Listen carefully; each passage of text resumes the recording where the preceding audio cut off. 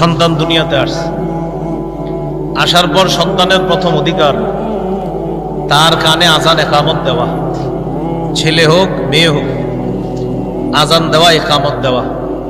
আমাদের সমাজে ছেলে হইলে খুশিতে আজান দেয়, প্রয়োজনে মুয়াজ্জিন সাহেবরে ভাড়া করে নিয়ে আসবে।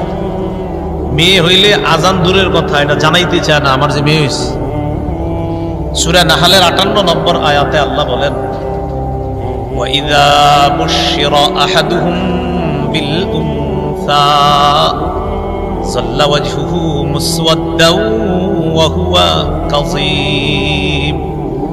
কিছু মানুষ আছে তাদেরকে যখন কন্যা সন্তানের সুসংবাদ দেওয়া হয়, ظَلَّ وَجْهُهُ مُسْوَدًّا, চেহারাটা কালো হয়ে যায়, وَهُوَ كَظِيمٌ, কপাল কুঁচকায়, কপালটা কুঁচকায় পুরা রাগান্বিত অবস্থায় থাকে, মেজাজ খারাপ। বন্ধুদেরকে বলছে আমার স্ত্রী সন্তান সম্ভবা, সন্তান আসবে আগামী 2-3 দিনের মধ্যে।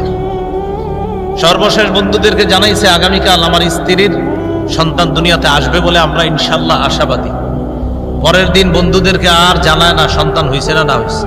বন্ধুরা ফোন দিয়ে কয় কি খবর, সুসংবাদ আসছে?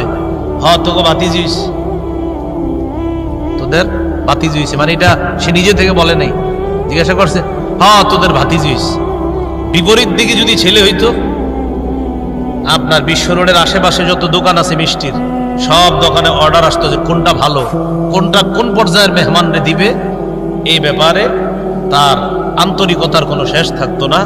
বন্ধুদের ফোন দেওয়া লাগতো না, সে নিজেই ফোন দিত, আল্লাহ দিলে তোদের ভাতিজা হইছে। তো আগেরটা কে দিছে? অথচ আল্লাহ তাআলা কোরআনে সন্তান দেওয়ার ক্ষেত্রে আগে কন্যার কথা বলছে।